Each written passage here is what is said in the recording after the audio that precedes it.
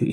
साथियों, भारत में कहानी कहने की या कहें किस्सा गोई की एक समृद्ध परंपरा रही है। हमें गर्व है कि हम उस देश के वासी हैं जहां हितोपदेश और पंचतंत्र की परंपरा रही है, जहां कहानियों में पशु पक्षियों और परियों की काल्पनिक दुनिया गढ़ी गई ताकि विवेक और बुद्धिमत्ता की बातों को आसानी से समझाया जा सके। हमारे यहाँ कथा की परंपरा रही है। ये धार्मिक कहानियां कहने की प्राचीन पद्धति है। इसमें कथाकालक्षेपम भी शामिल रहा है। हमारे यहाँ तरह तरह की लोक कथाएं प्रचलित हैं। तमिलनाडु और केरल में कहानी सुनाने की बहुत ही रोचक पद्धति है। इसे विल्लू पाठ कहा जाता है। इसमें कहानी और संगीत का बहुत ही आकर्षक सामंजस्य होता है। भारत में कठपुतली की जीवंत परंपरा भी रही है। इन दिनों साइंस और साइंस फिक्शन से जुड़ी कहानियां एवं कहानी कहने की विधा लोकप्रिय हो रही है। मैं देख रहा हूं कि कई लोग किस्सा गोई की कला को आगे बढ़ाने के लिए सराहनीय पहल कर रहे हैं। मुझे gaathastory.in जैसी वेबसाइट के बारे में जानकारी मिली, जिसे अमर व्यास बाकी लोगों के साथ मिलकर चलाते हैं। अमर व्यास IIM अहमदाबाद से MBA करने के बाद विदेशों में चले गए, फिर वापस आए। इस समय बेंगलुरु में रहते हैं और समय निकालकर कहानियों से जुड़ा इस प्रकार का रोचक कार्य कर रहे हैं। कई ऐसे प्रयास भी हैं जो ग्रामीण भारत की कहानियों को खूब प्रचलित कर रहे हैं। वैशाली व्यवहारे देशपांडे जैसे कई लोग हैं जो इसे मराठी में भी लोकप्रिय बना रहे हैं। चेन्नई की श्री विद्या वीर राघवन भी हमारी संस्कृति से जुड़ी कहानियों को प्रचारित प्रसारित करने में जुटी है। वहीं कथालय और the Indian story telling network नाम की 2 वेबसाइट भी इस क्षेत्र में जबरदस्त कार्य कर रही हैं। गीता रामानुजम ने kathalaya.org में कहानियों को केंद्रित किया है। वहीं the Indian story telling network के जरिए भी अलग अलग शहरों के स्टोरी टेलर्स का नेटवर्क तैयार किया जा रहा है। बेंगलुरु में एक विक्रम श्रीधर है जो बापू से जुड़ी कहानियों को लेकर बहुत उत्साहित हैं। और भी कई लोग इस क्षेत्र में काम कर रहे होंगे। आप जरूर उनके बारे में सोशल मीडिया पर शेयर करें। आज हमारे साथ बेंगलुरु स्टोरी टेलिंग सोसाइटी की बहन अपर्णा अथरे और अन्य सदस्य जुड़े हैं। आइए उन्हीं से बात करते हैं और जानते हैं उनके अनुभव। हेलो।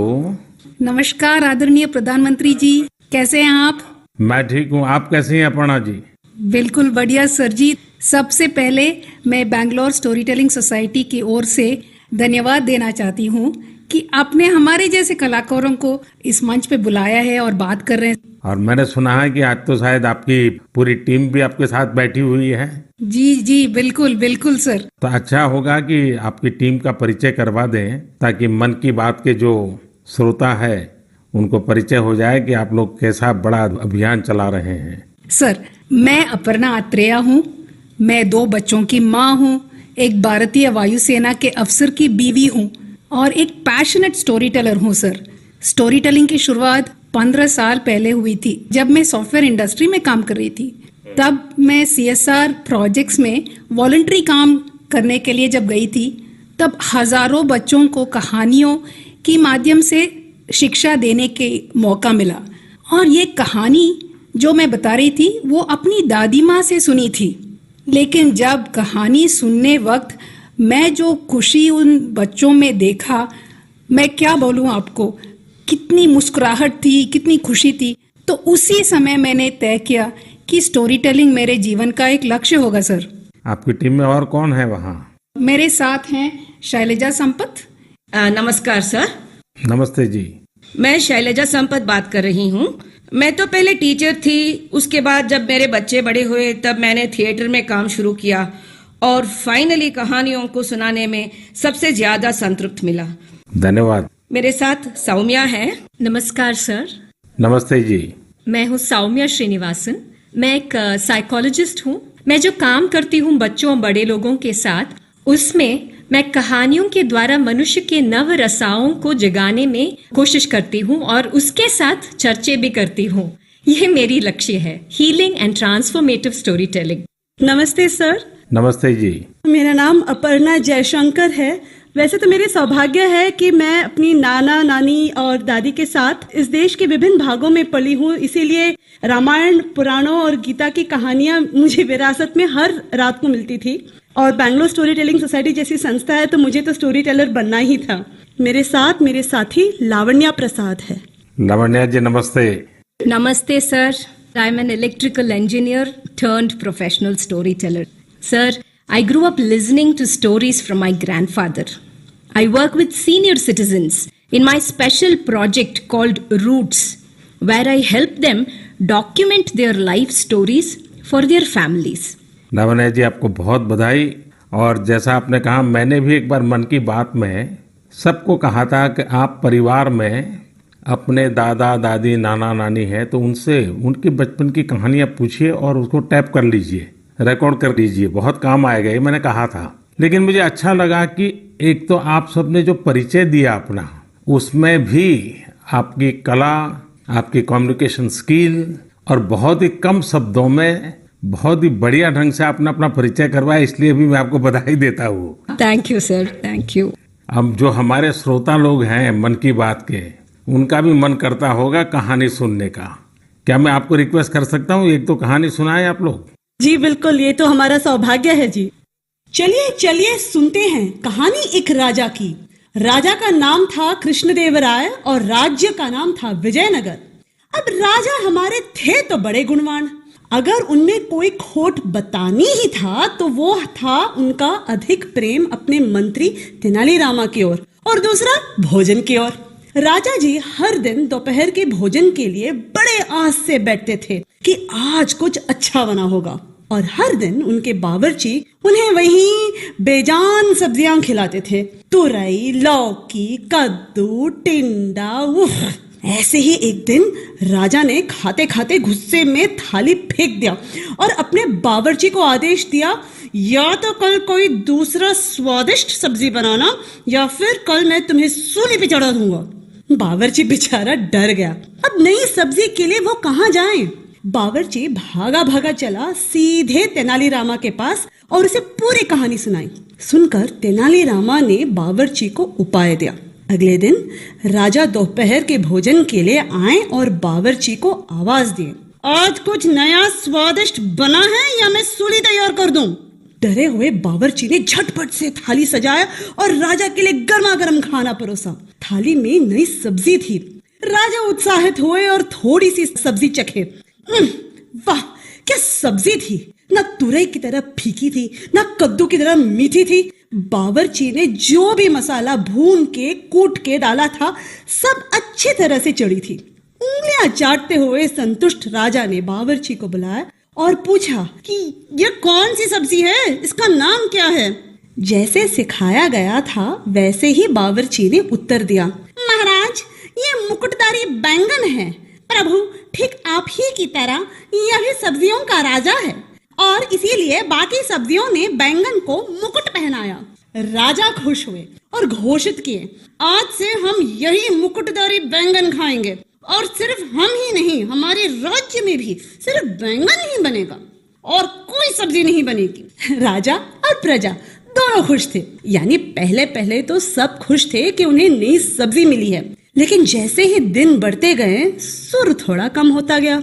एक घर में बैंगन भरता तो दूसरे के घर में बैंगन भाजा, एक के यहाँ कत्ते का सांबार तो दूसरे के यहाँ वांगी बात। एक ही बैंगन बेचारा कितना रूप धारण करे। धीरे धीरे राजा भी तंग आ गए, हर दिन वही बैंगन। और एक दिन ऐसे आया कि राजा ने बावर्ची को बुलाया और खूब डांटा, तुमसे किसने कहा कि बैंगन के सर में मुकुट है? इस राज्य में अब से कोई बैंगन नहीं खाएगा। कल से बाकी कोई भी सब्जी बनाना, लेकिन बैंगन मत बनाना। जैसे आपकी आज्ञा महाराज कह के बावर्ची सीधा गया तेनालीरामा के पास। तेनालीरामा ने के पांव पड़ते हुए कहा कि मंत्री जी धन्यवाद, आपने हमारी प्राण बचा ली। आपके सुझाव के वजह से हम कोई भी सब्जी राजा जी को खिला सकते हैं। तेनालीरामा हंसते हुए कहा, वो मंत्री ही क्या जो राजा को खुश न रख सके। और इसी तरह राजा कृष्णदेवराय और मंत्री तेनालीरामा की कहानियां बनती रही और लोग सुनते रहे। धन्यवाद।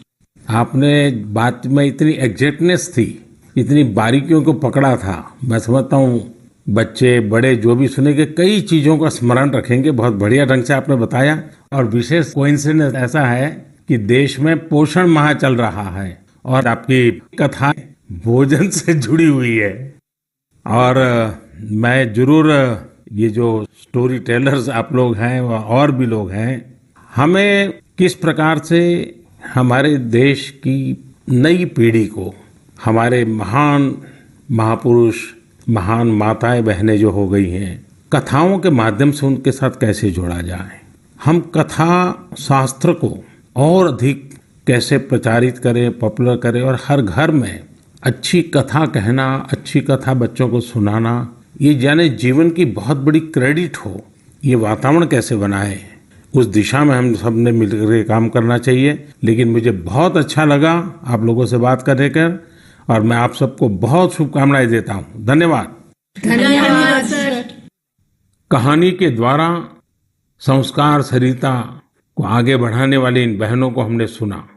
मैं जब उनसे फोन पे बात कर रहा था, इतनी लंबी बात थी, तो मुझे लगा कि मन की बात के समय की सीमा है, तो मेरे उनसे जो बातें हुई है वो सारी बातें मैं मेरे नरेंद्र मोदी ऐप पर अपलोड करूंगा। पूरी कथाएं जरूर वहां सुनिए। अभी मन की बात में तो मैंने उसका बहुत छोटा सा अंश ही आपके सामने प्रस्तुत किया है।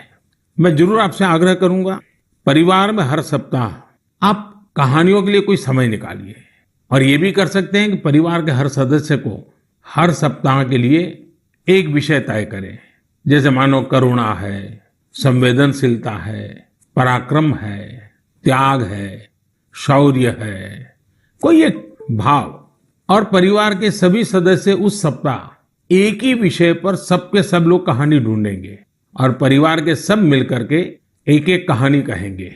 आप देखिए परिवार में कितना बड़ा खजाना हो जाएगा, रिसर्च का कितना बढ़िया काम हो जाएगा, हर किसी को कितना आनंद आएगा और परिवार में एक नई प्राण, नई ऊर्जा आएगी। उसी प्रकार से हम एक काम और भी कर सकते हैं। मैं कथा सुनाने वाले सबसे आग्रह करूंगा, हम आजादी के 75 वर्ष मनाने जा रहे हैं। क्या हम हमारी कथाओं में पूरे गुलामी के कालखंड की जितनी प्रेरक घटनाएं हैं उनको कथाओं में प्रचारित कर सकते हैं? विशेषकर 1857 से 1947 तक हर छोटी मोटी घटना से हम हमारी नई पीढ़ी को कथाओं के द्वारा परिचित करा सकते हैं। मुझे विश्वास है कि आप लोग जरूर इस काम को करेंगे। कहानी कहने की ये कला देश में और अधिक मजबूत बने, और अधिक प्रचारित हो और सहज बने, इसलिए आओ हम सब प्रयास करें। मेरे प्यारे देशवासियों, आइए कहानियों की दुनिया से अब हम 7 समंदर पार चलते हैं। ये आवाज सुनिए। नमस्ते भाइयों और बहनों, मेरा नाम शेरू डमेले है। मैं वेस्ट अफ्रीका के एक देश माली से हूँ। मुझे फरवरी में भारत में विश्व के सबसे बड़े धार्मिक त्योहार कुंभ मेला में शामिल होने का अवसर मिला। मेरे लिए ये बहुत ज्यादा गर्व की बात है। मुझे कुंभ मेला में शामिल होकर बहुत अच्छा लगा और भारत के कल्चर को देखकर बहुत कुछ सीखने को मिला। मैं विनती करना चाहता हूँ कि हम लोगों को एक बार फिर भारत विजिट करने का अवसर दिया जाए ताकि हम और भारत के बारे में सीख सकें। नमस्ते। है ना मजेदार? तो ये थे माली के सेदू देम्बेले। माली भारत से दूर पश्चिम अफ्रीका का एक बड़ा और लैंडलॉक्ड देश है। सेदू देम्बेले माली के एक शहर कीटा के एक पब्लिक स्कूल में शिक्षक हैं। वे बच्चों को इंग्लिश, म्यूजिक और पेंटिंग, ड्राइंग पढ़ाते हैं, सिखाते हैं। लेकिन उनकी एक और पहचान भी है। लोग उन्हें माली के हिंदुस्तान का बाबू कहते हैं और उन्हें ऐसा कहलाने में बहुत गर्व की अनुभूति होती है। प्रत्येक रविवार को दोपहर बाद वे माली में 1 घंटे का रेडियो कार्यक्रम प्रस्तुत करते हैं। इस कार्यक्रम का नाम है Indian frequency on Bollywood songs. इसे वे पिछले 23 वर्षों से प्रस्तुत करते आ रहे हैं। इस कार्यक्रम के दौरान वे फ्रेंच के साथ साथ माली की लोक भाषा बमबारा में भी अपनी कमेंट्री करते रहे और बड़े नाटकीय ढंग से करते हैं। भारत के प्रति उनके मन में अगाध प्रेम है। भारत से उनके गहरे जुड़ाव की एक और वजह यह भी है कि उनका जन्म भी 15 अगस्त को हुआ था। सेदू जी ने 2 घंटे का एक और कार्यक्रम अब प्रत्येक रविवार रात 9 बजे शुरू किया है। इसमें वे बॉलीवुड की एक पूरी फिल्म की कहानी फ्रेंच और बमबारा में सुनाते हैं। कभी कभी किसी इमोशनल सीन के बारे में बात करते समय वे स्वयं भी और उनके श्रोता भी एक साथ रो पड़ते हैं। सेदू जी के पिता ने ही भारतीय संस्कृति से उनकी पहचान करवाई थी। उनके पिता सिनेमा थिएटर में काम करते थे और वहां भारतीय फिल्में भी दिखाई जाती थी। इस 15 अगस्त को उन्होंने हिंदी में एक वीडियो के माध्यम से भारत के लोगों को स्वतंत्रता दिवस की शुभकामनाएं दी थी। आज उनके बच्चे भारत का राष्ट्रगान आसानी से गाते हैं। आप ये दोनों वीडियो जरूर देखें और उनके भारत प्रेम को महसूस करें। सेदू जी ने जब कुंभ का दौरा किया था और उस समय वे उस डेलीगेशन का हिस्सा थे जिससे मैं मिला था। भारत के लिए उनका इस प्रकार का जुनून, स्नेह और प्यार वाकई हम सब के लिए गर्व की बात है। मेरे प्यारे देशवासियों, हमारे यहाँ कहा जाता है, जो जमीन से जितना जुड़ा होता है वो बड़े से बड़े तूफानों में भी उतना ही अड़िग रहता है। कोरोना के इस कठिन समय में हमारा कृषि क्षेत्र, हमारा किसान इसका जीवंत उदाहरण है। संकट के इस काल में भी हमारे देश के कृषि क्षेत्र ने फिर अपना दमखम दिखाया है। साथियों, देश का कृषि क्षेत्र, हमारे किसान, हमारे गांव आत्मनिर्भर भारत का आधार है। ये मजबूत होंगे तो आत्मनिर्भर भारत की नींव मजबूत होगी। बीते कुछ समय में इन क्षेत्रों ने खुद को अनेक बंदिशों से आजाद किया है, अनेक मिथकों को तोड़ने का प्रयास किया है। मुझे कई ऐसे किसानों की चिट्ठियां मिलती हैं, किसान संगठनों से मेरी बात होती है जो बताते हैं कि कैसे खेती में नए नए आयाम जुड़ रहे हैं, कैसे खेती में बदलाव आ रहा है।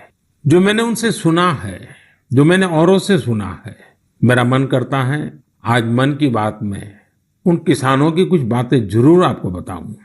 हरियाणा के सोनीपत जिले के हमारे एक किसान भाई रहते हैं। उनका नाम है श्री कंवर चौहान। उन्होंने बताया है कि कैसे एक समय था जब उन्हें मंडी से बाहर अपने फल और सब्जियां बेचने में बहुत दिक्कत आती थी। अगर वो मंडी से बाहर अपने फल और सब्जियां बेचते थे तो कई बार उनके फल, सब्जी और गाड़ियां तक जब्त हो जाती थी। लेकिन 2014 में फल और सब्जियों को एपीएमसी एक्ट से बाहर कर दिया गया। इसका उन्हें और आसपास के साथी किसानों को बहुत फायदा हुआ। 4 साल पहले उन्होंने अपने गांव के साथी किसानों के साथ मिलकर एक किसान उत्पादक समूह की स्थापना की। आज गांव के किसान स्वीट कॉर्न और बेबी कॉर्न की खेती करते हैं। उनके उत्पाद आज दिल्ली की आजादपुर मंडी, बड़ी रिटेल चेन तथा 5 स्टार होटलों में सीधे सप्लाई हो रहे हैं। आज गांव के किसान स्वीट कॉर्न और बेबी कॉर्न की खेती से 2.5 से 3 लाख प्रति एकड़ सालाना कमाई कर रहे हैं। इतना ही नहीं, इसी गांव के 60 से अधिक किसान नेट हाउस बनाकर, पॉली हाउस बनाकर टमाटर, खीरा, शिमला मिर्च इसकी अलग अलग वैरायटी का उत्पादन करके हर साल प्रति एकड़ 10 से 12 लाख रुपए तक की कमाई कर रहे हैं। जानते हैं इन किसानों के पास क्या अलग है? अपने फल सब्जियों को कहीं पर भी किसी को भी बेचने की ताकत है और ये ताकत ही उनकी इस प्रगति का आधार है। अब यही ताकत देश के दूसरे किसानों को भी मिली है। फल सब्जियों के लिए ही नहीं, अपने खेत में वो जो पैदा कर रहे हैं, धान, गेहूं, सरसों, गन्ना, जो उगा रहे हैं, उसको अपनी इच्छा के अनुसार जहां ज्यादा दाम मिले वहीं पर बेचने की अब उनको आजादी मिल गई है। साथियों, 3-4 साल पहले ही महाराष्ट्र में फल और सब्जियों को एपीएमसी के दायरे से बाहर किया गया था। इस बदलाव ने कैसे महाराष्ट्र के फल और सब्जी उगाने वाले किसानों की स्थिति बदली, इसका उदाहरण है Shri Swami Samarth farmers producer company limited. एक किसानों का समूह है। पुणे और मुंबई में किसान साप्ताहिक बाजार खुद चला रहे हैं। इन बाजारों में लगभग 70 गांवों के 4,500 किसानों का उत्पाद सीधे बेचा जाता है, कोई बिचौलिया नहीं। ग्रामीण युवा सीधे बाजार में खेती और बिक्री की प्रक्रिया में शामिल होते हैं। इसका सीधा लाभ किसानों को होता है, गांव के नौजवानों को रोजगार में होता है। एक और उदाहरण तमिलनाडु के थेनी जिले का है। यहाँ पर है तमिलनाडु केला फार्मर प्रोड्यूस कंपनी। ये फार्मर प्रोड्यूस कंपनी कहने को तो कंपनी है, हकीकत में ये किसानों ने मिलकर के अपना एक समूह बनाया है। बड़ा लचीली व्यवस्था है और वो भी 5-6 साल पहले बनाया है। इस किसान समूह ने लॉकडाउन के दौरान आसपास के गांवों से सैकड़ों मीट्रिक टन सब्जियां, फलों और केले की खरीद की और चेन्नई शहर को सब्जी कॉम्बो किट दिया। आप सोचिए कितने नौजवानों को उन्होंने रोजगार दिया। और मजा ये है कि बिचौलियों न होने के कारण किसान को भी लाभ हुआ, उपभोक्ता को भी लाभ हुआ। ऐसा ही एक लखनऊ का किसानों का समूह है। उन्होंने नाम रखा है इरादा फार्मर प्रोड्यूसर।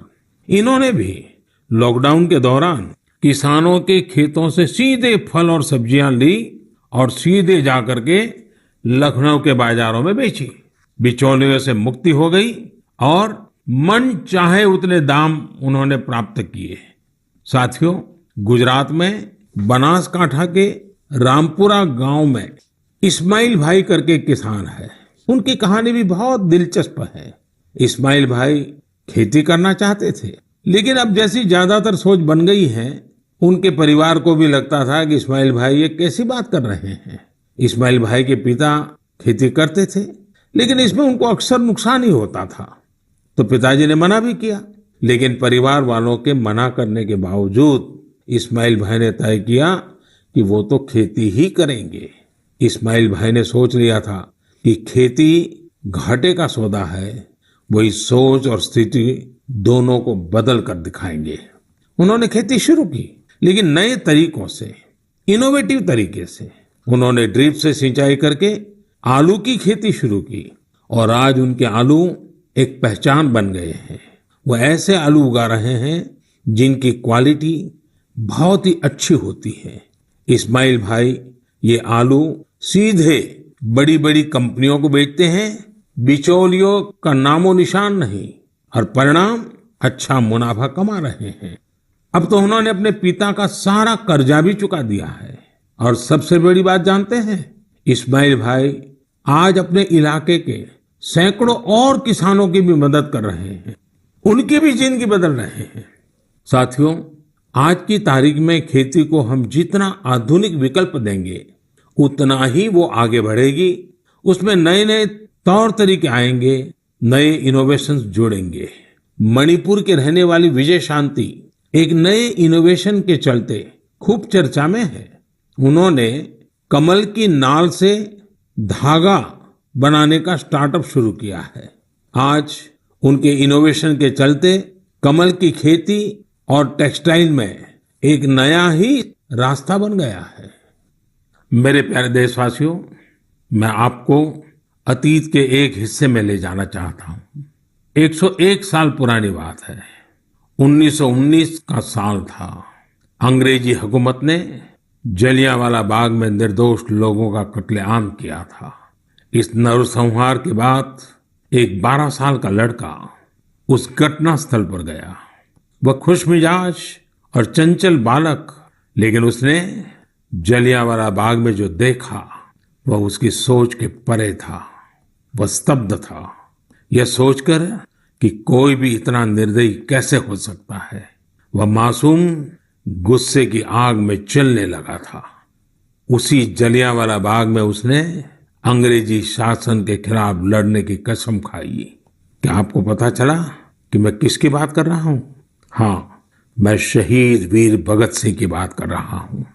कल 28 सितंबर को हम शहीद वीर भगत सिंह की जयंती मनाएंगे।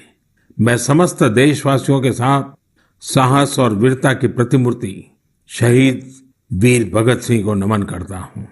क्या आप कल्पना कर सकते हैं, एक हुकूमत जिसका दुनिया के इतने बड़े हिस्से पर शासन था, इसके बारे में कहा जाता था कि उनके शासन में सूर्य कभी अस्त नहीं होता। इतनी ताकतवर हुकूमत एक 23 साल के युवक से भयभीत हो गई थी। शहीद भगत सिंह पराक्रमी होने के साथ साथ विद्वान भी थे, चिंतक थे। अपने जीवन की चिंता किए बगैर भगत सिंह और उनके क्रांतिवीर साथियों ने ऐसे साहसिक कार्यों को अंजाम दिया जिनका देश की आजादी में बहुत बड़ा योगदान रहा। शहीद वीर भगत सिंह के जीवन का एक और खूबसूरत पहलू यह है कि वे टीम वर्क के महत्व को बखूबी समझते थे। लाला लाजपत राय के प्रति उनका समर्पण हो या फिर चंद्रशेखर आजाद, सुखदेव, राजगुरु समेत कई क्रांतिकारियों के साथ उनका जुड़ाव उनके लिए कभी व्यक्तिगत गौरव महत्वपूर्ण नहीं रहा। वे जब तक जिए सिर्फ एक मिशन के लिए जिए और उसी के लिए उन्होंने अपना बलिदान दे दिया। वह मिशन था भारत को अन्याय और अंग्रेजी शासन से मुक्ति दिलाना। मैंने नमो ऐप पर हैदराबाद के अजय एस जी का एक कमेंट पढ़ा। अजय जी लिखते हैं, आज के युवा कैसे भगत सिंह जैसे बन सकते हैं। देखिए, हम भगत सिंह बन पाए या न बन पाए, लेकिन भगत सिंह जैसा देश प्रेम, देश के लिए कुछ कर गुजरने का जज्बा जरूर हम सबके दिलों में हो। शहीद भगत सिंह को यही हमारी सबसे बड़ी श्रद्धांजलि होगी। 4 साल पहले लगभग यही समय था जब सर्जिकल स्ट्राइक के दौरान दुनिया ने हमारे जवानों के साहस, शौर्य और निर्भीकता को देखा था। हमारे बहादुर सैनिकों का एक ही मकसद और एक ही लक्ष्य था, हर कीमत पर भारत मां के गौरव और सम्मान की रक्षा करना। उन्होंने अपनी जिंदगी की जरा भी परवाह नहीं की। वे अपने कर्तव्य पथ पर आगे बढ़ते गए और हम सब ने देखा कि किस प्रकार वे विजयी होकर के सामने आए, भारत माता का गौरव बढ़ाया। मेरे प्यारे देशवासियों, आने वाले दिनों में हम देशवासी कई महान लोगों को याद करेंगे जिनका भारत के निर्माण में अमिट योगदान है। 2 अक्टूबर हम सबके लिए पवित्र और प्रेरक दिवस होता है। यह दिन माँ भारती के 2 सपूतों महात्मा गांधी और लाल बहादुर शास्त्री को याद करने का दिन है। पूज्य बापू के विचार और आदर्श आज पहले से कहीं ज्यादा प्रासंगिक है। महात्मा गांधी का जो आर्थिक चिंतन था, अगर उस स्पिरिट को पकड़ा गया होता, समझा गया होता, उस रास्ते पर चला गया होता, तो आज आत्मनिर्भर भारत अभियान की जरूरत ही नहीं पड़ती। गांधी जी के आर्थिक चिंतन में भारत की नस नस की समझ थी, भारत की खुशबू थी। पूज्य बापू का जीवन हमें याद दिलाता है कि हम ये सुनिश्चित करें कि हमारा हर कार्य ऐसा हो जिससे गरीब से गरीब व्यक्ति का भला हो। वहीं शास्त्री जी का जीवन हमें विनम्रता और सादगी का संदेश देता है। 11 अक्टूबर का दिन भी हमारे लिए बहुत ही विशेष होता है। इस दिन हम भारत रत्न लोकनायक जयप्रकाश जी को उनकी जयंती पर स्मरण करते हैं। जेपी ने हमारे लोकतांत्रिक मूल्यों की रक्षा में अग्रणी भूमिका निभाई है। हम भारत रत्न नानाजी देशमुख को भी याद करते हैं, जिनकी जयंती भी 11 तारीख को ही है। नानाजी देशमुख जयप्रकाश नारायण जी के बहुत निकट साथी थे। जब जेपी भ्रष्टाचार के खिलाफ जंग लड़ रहे थे तो पटना में उन पर प्राण घातक हमला किया गया था। तब नानाजी देशमुख ने वो वार अपने ऊपर ले लिया था। इस हमले में नानाजी को काफी चोट आई थी, लेकिन जेपी का जीवन बचाने में वो कामयाब रहे थे। इस 12 अक्टूबर को राजमाता विजयाराजे सिंधिया जी की भी जयंती है। उन्होंने अपना पूरा जीवन लोगों की सेवा में समर्पित कर दिया। वे एक राज परिवार से थी। उनके पास संपत्ति, शक्ति और दूसरे संसाधनों की कोई कमी नहीं थी, लेकिन फिर भी उन्होंने अपना जीवन एक माँ की तरह वात्सल्य भाव से जन सेवा के लिए खपा दिया। उनका हृदय बहुत उदार था। इस 12 अक्टूबर को उनके जन्म शताब्दी वर्ष के समारोह का समापन दिवस होगा। और आज जब मैं राजमाता जी की बात कर रहा हूँ तो मुझे भी एक बहुत ही भावुक घटना याद आती है। वैसे तो उनके साथ बहुत सालों तक काम, दिसंबर जनवरी कड़ाके के ठंड के दिन थे। हम रात को करीब 12-1 बजे मध्य प्रदेश ग्वालियर के पास शिवपुरी पहुंचे। निवास स्थान पर जाकर के, क्योंकि दिन भर की थकान होती थी, नहा धो करके सोते थे और सुबह की तैयारी कर लेते थे। करीब 2 बजे होंगे, मैं नहा धो करके सोने की तैयारी कर रहा था तो दरवाजा किसी ने खटखटाया। मैंने दरवाजा खोला तो राजमाता साहब सामने खड़ी थी। कड़ाके की ठंड के दिन और राजमाता साहब को देख करके मैं हैरान था। मैंने माँ को प्रणाम किया। मैंने कहा, माँ आधी रात में? उन्होंने कहा, नहीं बेटा, आप ऐसा करो मोदी जी, दूध पी लीजिए, ये गर्म दूध पी करके ही सो जाइए। हल्दी वाला दूध खुद लेकर के आई। और लेकिन जब दूसरे दिन मैंने देखा तो वो सिर्फ मुझे नहीं, हमारी यात्रा की व्यवस्था में जो 30-40 लोग थे, उसमें ड्राइवर भी थे और भी कार्यकर्ता थे, हर एक के कमरे में जाकर के खुद ने रात को 2 बजे सबको दूध पिलाया। माँ का प्यार क्या होता है, वात्सल्य क्या होता है, उस घटना को मैं कभी नहीं भूल सकता हूँ। यह हमारा सौभाग्य है कि ऐसे महान विभूतियों ने हमारी धरती को अपने त्याग और तपस्या से सींचा है। आइए हम सब मिलकर के एक ऐसे भारत का निर्माण करें जिस पर इन महापुरुषों को गर्व की अनुभूति हो, उनके सपनों को अपने संकल्प बनाएं। मेरे प्यारे देशवासियों, कोरोना के इस कालखंड में मैं फिर एक बार आपको याद कराऊंगा, मास्क अवश्य रखें, फेस कवर के बिना बाहर न जाएं, 2 गज की दूरी का नियम आपको भी बचा सकता है, आपके परिवार को भी बचा सकता है। ये कुछ नियम हैं, इस कोरोना के खिलाफ लड़ाई के हथियार हैं, हर नागरिक के जीवन को बचाने के मजबूत साधन है। और हम न भूलें, जब तक दवाई नहीं तब तक ढिलाई नहीं। आप स्वस्थ रहें, आपका परिवार स्वस्थ रहे, इसी शुभकामनाओं के साथ बहुत बहुत धन्यवाद। नमस्कार।